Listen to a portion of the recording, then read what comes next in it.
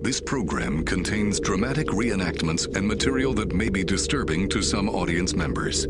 Viewer discretion is advised. A young hiker, out photographing the Canadian coastline, makes a catastrophic decision. I instantly got the feeling you get when you're going over the top of a roller coaster. I knew that I was going to be quite a mess at the bottom. The fall leaves him with terrible injuries. It wasn't just a little crack. Bone was definitely separated from other bone. Stranded on a remote beach, his only hope is to drag his broken body to safety. I had to get to help or I was going to die.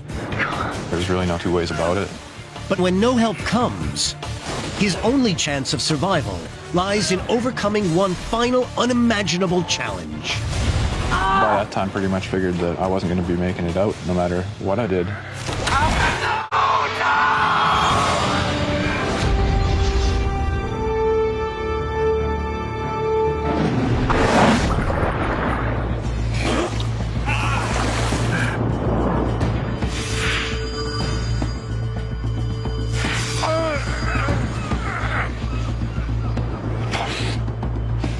Give me a break.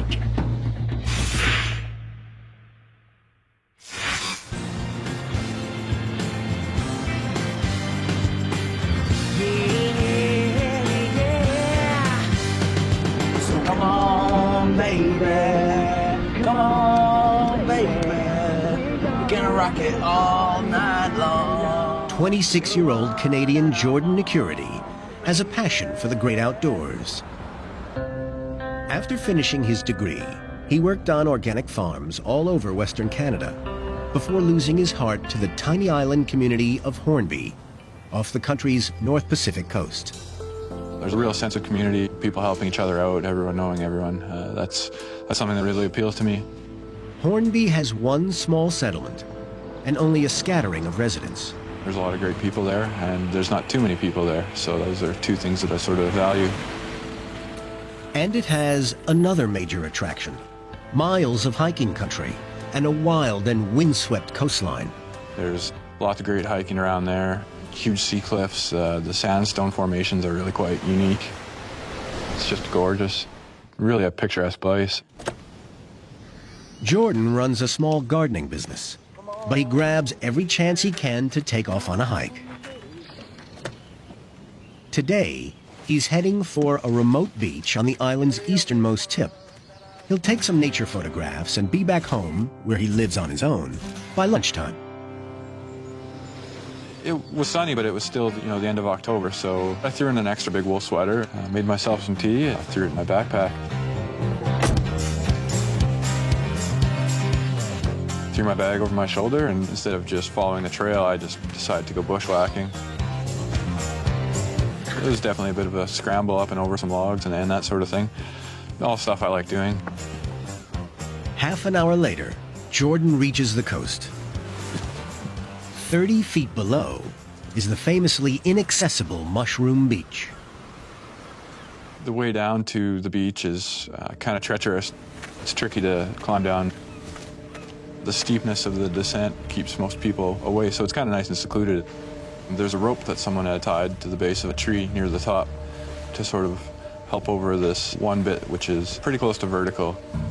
So I just hung on to that and followed that down. Even with the aid of the rope, it's a tricky climb.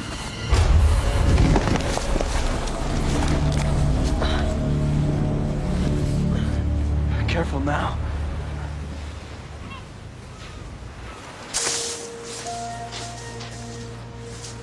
Shouldn knows the only way off Mushroom Beach is to climb back up the cliff. But that's a problem for later. Hornby's vacation season ended weeks ago, so he has the place all to himself. The only sign of life on the beach is a makeshift wooden shelter. It was sort of a neat thing to look at. I took quite a few pictures of it. I started as a newspaper writer, and the photographer there taught me a few things, and I fell in love with it. There's lots of unique stuff on Hornby to keep the rolls going through the camera pretty easily. Shouldn heads north north in search of the sandstone rock formations the beach is famous for. That was part of my mission. I was going to go take some pictures of the sandstone. After exhausting all the ground level angles, he starts looking for a high vantage point. The cliff wall is continuous all the way around, and I spotted a ledge about halfway up that looked like it would be quite a nice perch to get some good shots of Vancouver Island on the horizon. I decided to leave my camera up and see if I could make my way up it, and then if it looked like it was a decent spot, then I'd lug my bag up. It was quite a big camera bag. I had all my gear in it.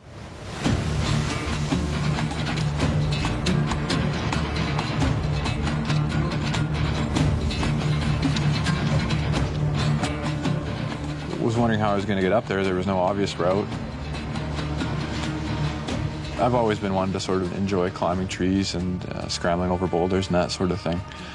So it was pretty easy climbing. You know, I didn't have to find any handholds or footholds or anything like that.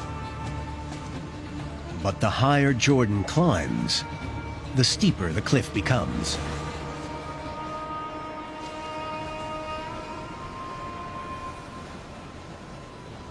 I made my way up quite a treacherous little section.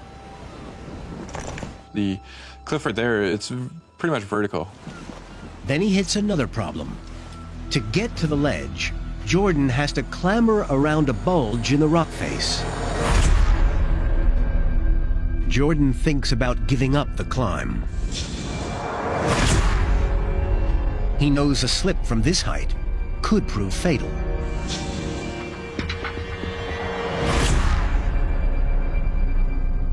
But he really wants that shot. I just reached around to sort of shift my way around it. Virtually as soon as I got my fingers into this crack, this rock came off. I had my footing on the ledge, but not my balance for what seemed like an eternity. And I watched this rock go down. There was a good 1 Mississippi, 2 Mississippi before it hit. I looked at it and I thought, oh, that's me next. I'm right behind it. I knew that it was about to get awful.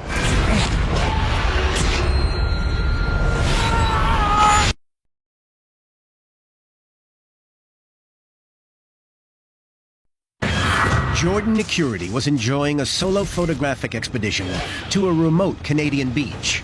But his search for a dramatic camera angle just took him 30 feet up a perilous cliff face. I knew I couldn't keep my balance, and instantly got the feeling you get in your stomach when you're going over the top of a roller coaster. The adrenaline kicked in right away. I knew that this wasn't going to be a little twist your ankle sort of fall. Below was just a bunch of jagged rocks. I knew that I was going to be quite a mess at the bottom. I was thinking I was going to have to be sponged off the cliffs pretty much. When I first started falling, time seemed to slow about as close to stopping as it could. That was sort of the most surreal part of the fall, but it didn't take long for gravity to speed it back up again. Then suddenly I was on the bottom.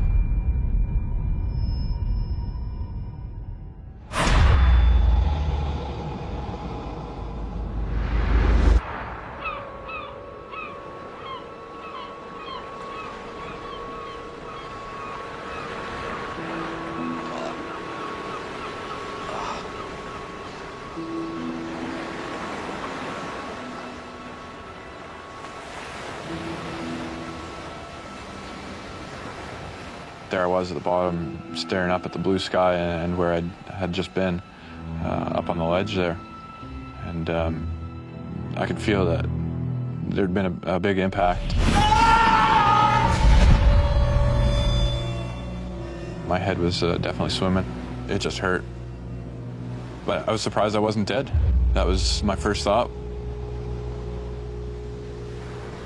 I was more happy than scared at that point, just because I realized the fall was over and I still had my brains in my head. It's a miracle he's alive. But Jordan can't believe he's escaped serious injury. I knew I couldn't have gotten away from a fall of that height scot-free. The first thing I did was check my head. I figured I must have given it a pretty good whack. Nothing felt broken, and everything else was looking pretty good. So I was sort of enjoying these small victories. He remains cautious. My next fear was that I'd broken my back somewhere and wouldn't be able to move my legs. Paralysis is his worst nightmare. It took me about 5 minutes of laying there to get the courage up to try and wiggle my toes.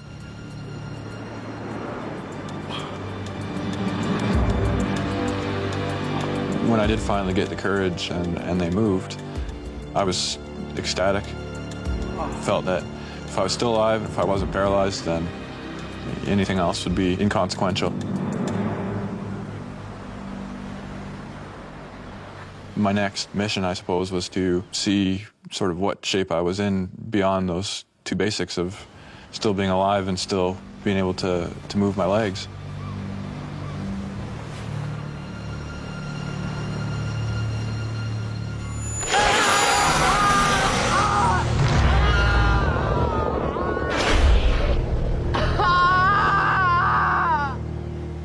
As soon as I tried to roll over, I could sort of feel the bone, them grating against each other. I immediately knew that something was, very, very broken. I heard, I don't know if heard is the right word, you sort of feel it more, a crunch.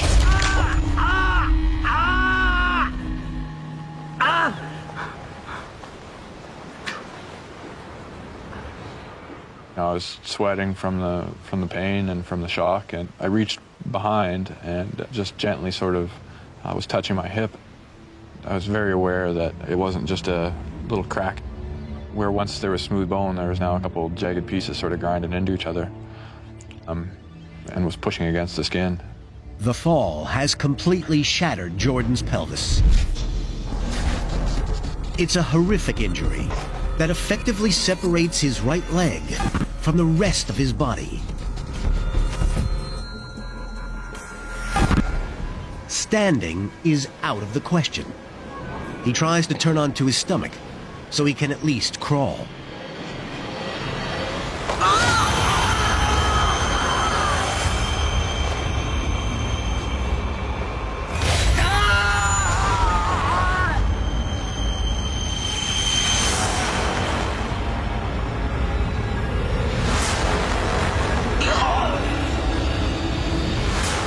Now, Jordan realizes the terrible situation he's in. He's left his cell phone in his van. He lives on his own, so no one will be looking for him. And Mushroom Beach gets almost no visitors this late in the season. Jordan is completely on his own.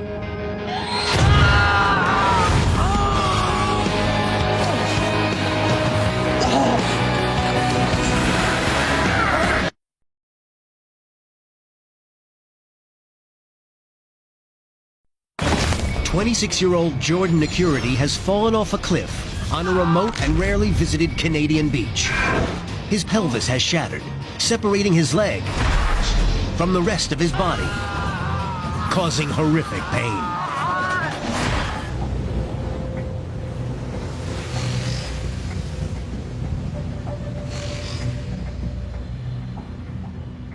I knew that the seclusion of the area was definitely not in my favor. Jordan lives alone, so it could be days before anyone notices he's missing. His first priority, to find warmth before the chill of the North Pacific night descends. My mind went back to the beach and all the driftwood there. My plan was to somehow get back there and have myself a nice cozy bonfire. Jordan breaks down his survival plan into single, manageable tasks. First, he must crawl the 100 yards back to his backpack. I knew I'd have to get back to my bag, which had this warm wool sweater and that last gulp of tea that I'd kept in the bottom of my thermos. But first, Jordan must shift onto his front. His horrifically mangled pelvis turns this apparently simple task into a nightmare.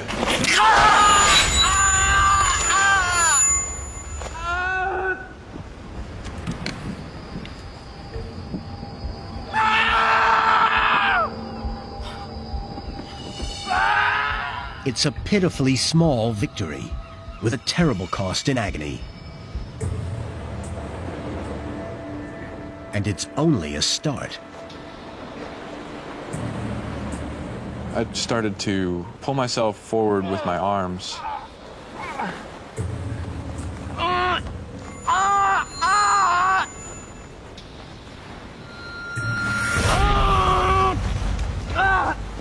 As soon as I tried, I would just get nothing but overwhelming pain, and my body just wouldn't work. The 100 yards feels more like 100 miles. Every movement grinds the edges of Jordan's broken bones together and tears at flesh, muscle, and nerves. It's all taking way too long.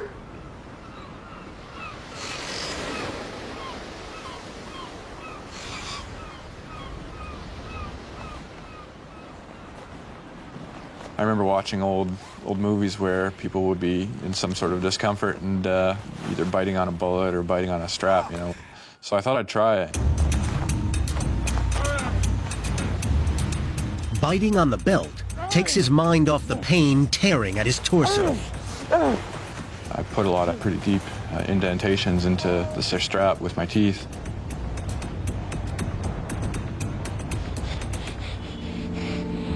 But the terrain constantly throws up obstacles that block his path.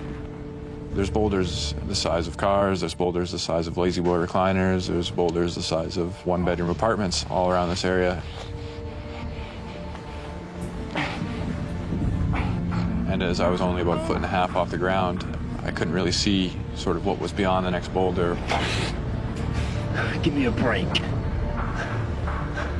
It was very, very frustrating because every inch was being bought with a lot of pain. It just became a landscape conspiring to keep me from possibly living. Sort of a prison that I had to get out of.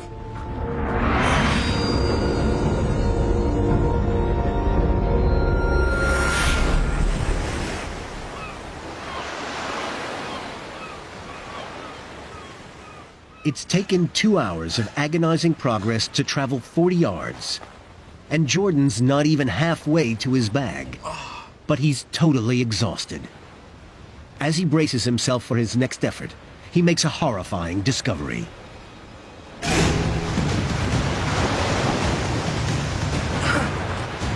He didn't notice the tide coming in. Now, it's just a few feet away. I knew I was below the high tide mark, and if I couldn't make it above the high tide mark, I wouldn't have lasted 5 minutes. Help me, please!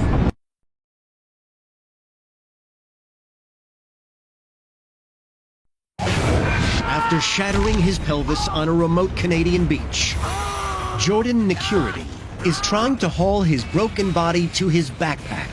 But when the tide starts coming in, he finds himself in a desperate race for his life.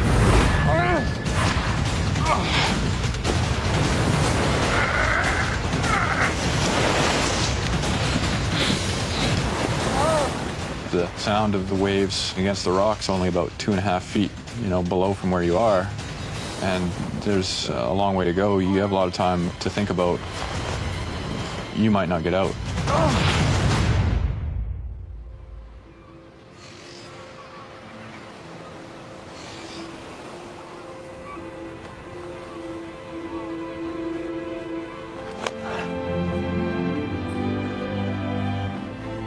Jordan makes it to higher ground, and his bag. By the time I made it back to my bag, it was dark. It took me 4 hours to get the roughly 100 yards, 75 yards back to my bag. It's taken 4 hours to travel a distance that took less than a minute before his fall.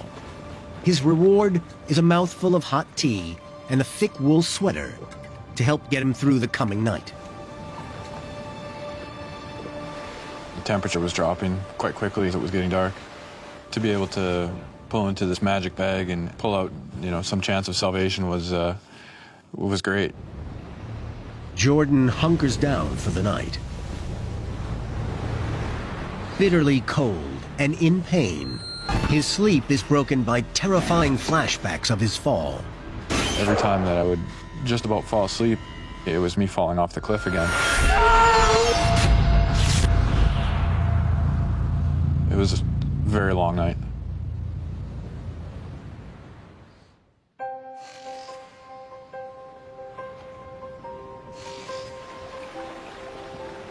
I was quite happy when the sky started to lighten, because that meant I could stop killing time there and start moving again.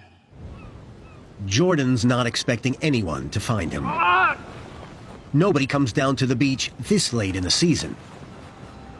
All he can do is keep going back to the pebble section of the beach. He'll use the wood there to start a signal fire. But it's 400 yards away.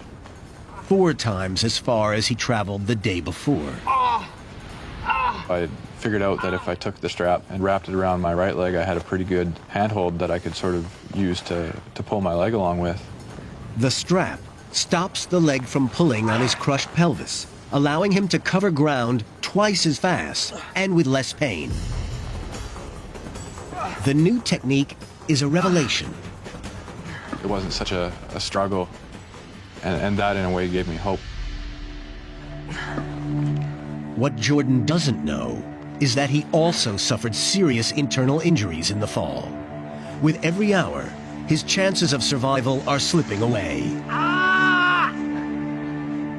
All these rocks are sandstone, so it was like pulling yourself over sandpaper.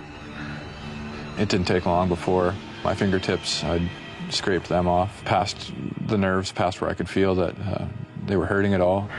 Just keep going. Come on. The rocks are now destroying his legs as well. The sandstone had worn right through the pants and right through most of my leg. I was pretty sure that I'd worn through the skin and the top muscle and the bit of nerves as well. Every inch of progress he makes is tearing him apart. Just keep going.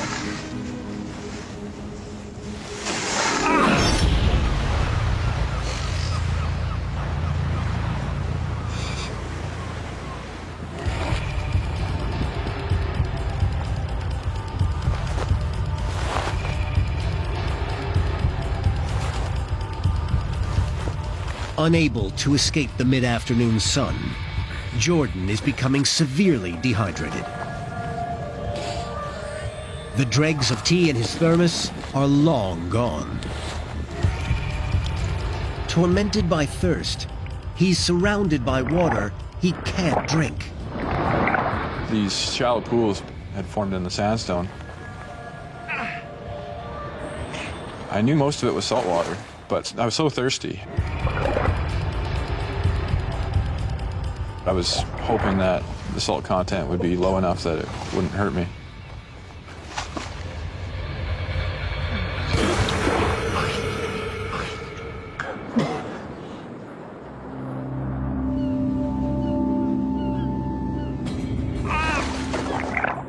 Dragging himself through the salty rock pools is torture to his open wounds, but it's the quickest route.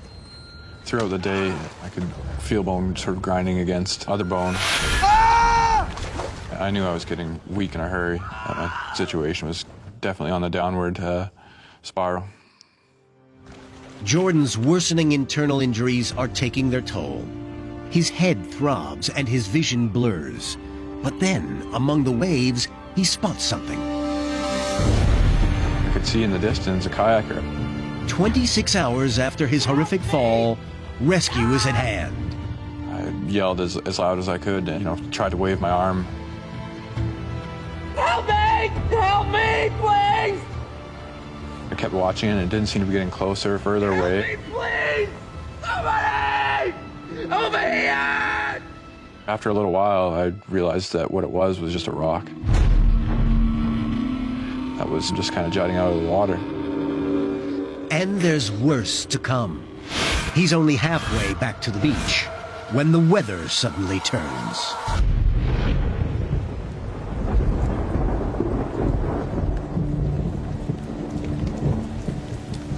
I was very cold, soaked right through, and I realized that the wood on the beach would be pretty soaked as well. Desperate to reach shelter, Jordan presses on. With every raindrop, my chances of lighting a big signal fire on the beach shrunk.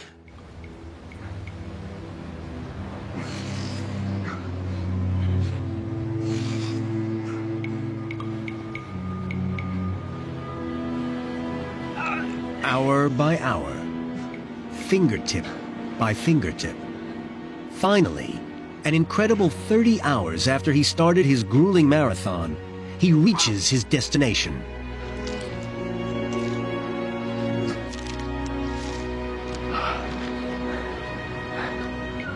It's too wet to start a fire. But at least the wooden shelter he photographed yesterday offers some protection from the elements.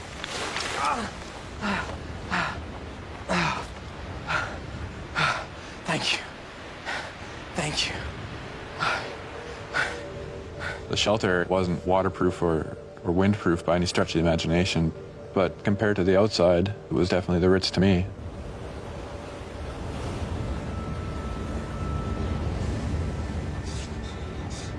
There was no way for me to get dry. I just kept on my wet clothes and tried to keep to as small a ball as I could to sort of try and conserve my body heat.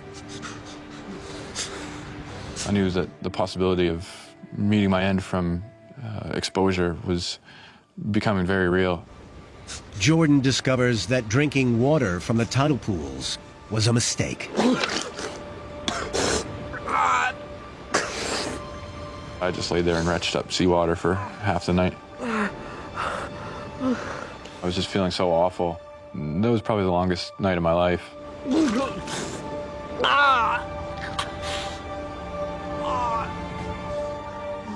In the freezing darkness and in the depths of despair, Jordan's thoughts turn to his parents and his brother Justin back in Saskatchewan. I was thinking about my family, but not so much about me seeing them again. I was thinking about how crushed and how sad I would be if the situation was reversed. How frantic and how, devastated I'd be if something like this happened to my little brother, Justin. We're pretty close. If I was sitting at home cozy and he didn't make it out. His family are used to hearing nothing from him for days on end. By the time they discover he's missing, he could be dead.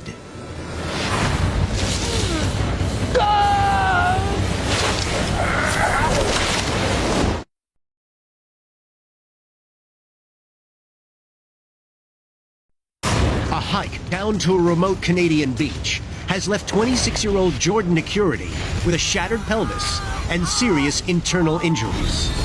He's left his cell phone in his van, and at this time of year, the beach can be deserted for weeks on end.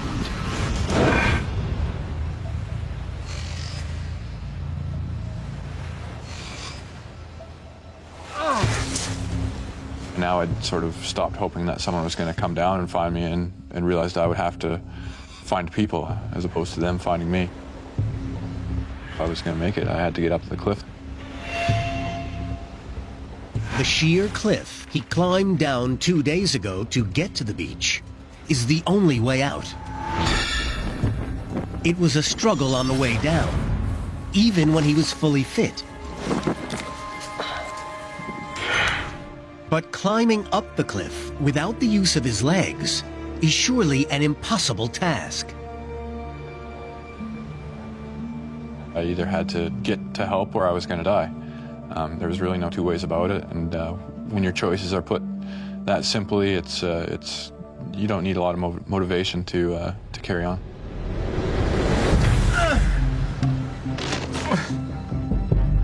You can do it.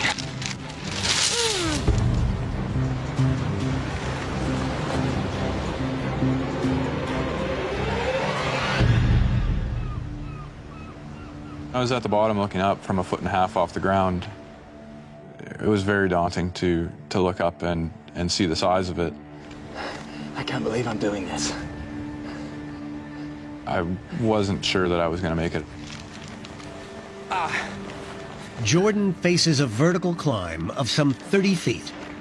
He'll have to rely on the strength in his arms to haul his entire body weight up the rope. Here we go. But there is no alternative. If he doesn't attempt the climb, he will die on the beach. 1, 2, 3.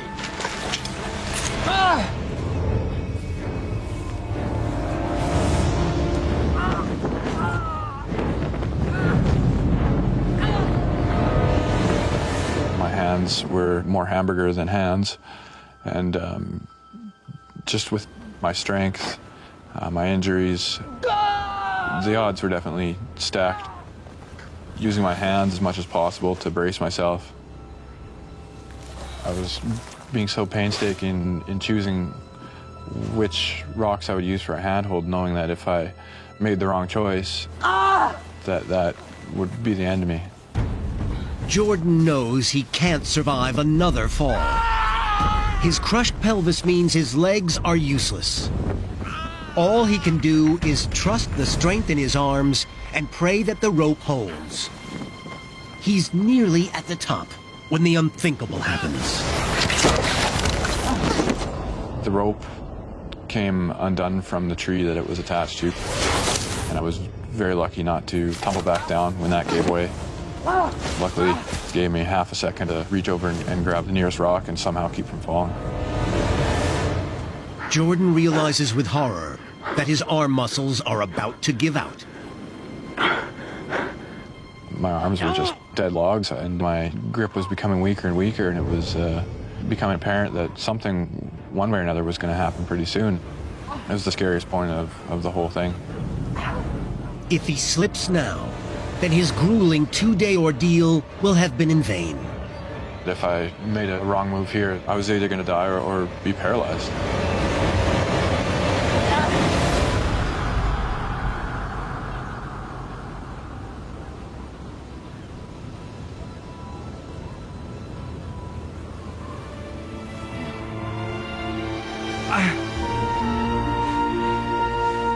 He's made it. When I found myself down top after I'd flopped myself over the top of the vertical bit, I really felt that I'd gotten past the worst of it. But it's come at a terrible price. I had cuts everywhere, as broken up as I was, so near complete exhaustion that I couldn't move a muscle for probably 10 minutes. But I'd felt like I'd just climbed Everest.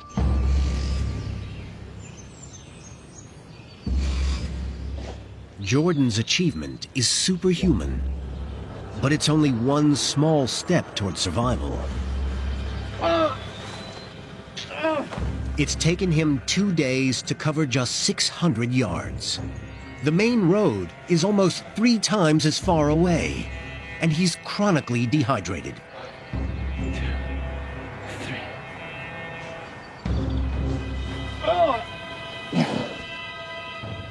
The toll from the climb up was pretty apparent, but I knew I had to keep going. So instead of looking at it as one big long pull that I had to do, I would break it down into sections of about 10 pulls, and then I'd rest and give myself 5 or 6 seconds of rest and then go as hard as I could. Close to collapse, Jordan drags his broken body across the forest floor for 6 punishing hours, inch by agonizing inch.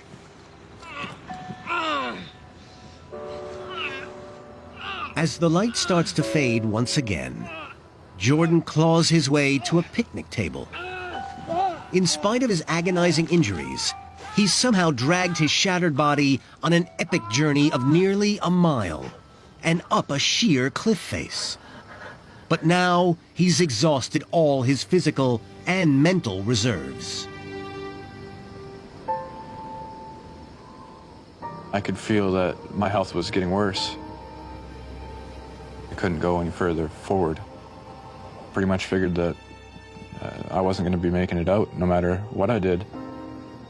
Despite all his heroic efforts, Shouldn Nicurity is convinced that at the age of 26, his life is ending. There was nothing to do but lay there, wait for death, and think of all the people that I wasn't going to see again.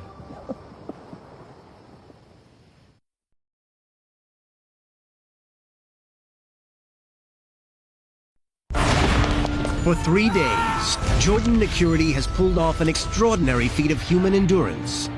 Despite dreadful injuries, he's dragged his broken body for more than a mile and scaled a vertical cliff face.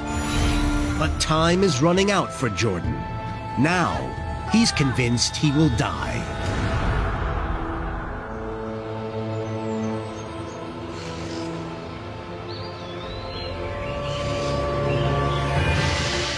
By some miracle, Shouldn survives the night. As dawn breaks, he draws on his final ounce of strength and determination. Severely dehydrated and slowly dying of his injuries, he forces himself to go on in a last desperate bid for life. My plan on the fourth day was to get as close as I could to where people might chance upon me. I was that close to death. All I could think was just keep pulling. The temptation to curl up and let go is overwhelming, but Shouldn refuses to go quietly. It probably took me around 2 hours to get about 20 yards. So I was only maybe going 5-6 feet at a time and then passing out for 10 or 15 minutes. The physical reality had set in, and there was really no more mind over matter to be had. I was actually going to die very soon.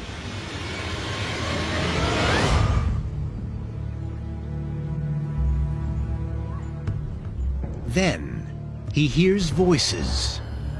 He thinks the sound is hikers on a nearby trail. Help me, please. It was my first real chance of rescue. Please help me. I yelled as loud as I could to attract their attention. Help. Help. But Shouldn's yells emerge as barely a whisper. Help me, please. The voices melt away into the trees. It just seemed like it was just the cruelest joke. I was thinking that was my chance. That was it. The despair I felt at getting so close to being rescued, I've never felt that much bleakness in my life.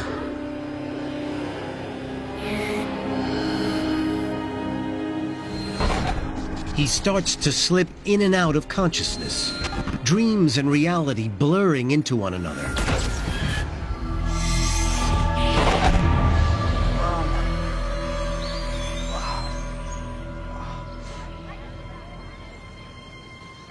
The sounds of voices return, just feet away.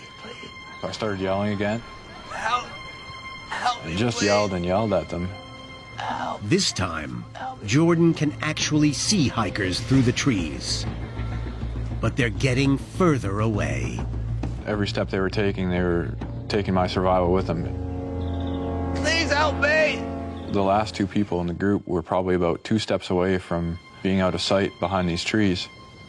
And there was a lady in an orange rain jacket, and I could see her stop and sort of cock her head, and she obviously had heard something. She started looking around and took a few steps back in my direction and finally saw me.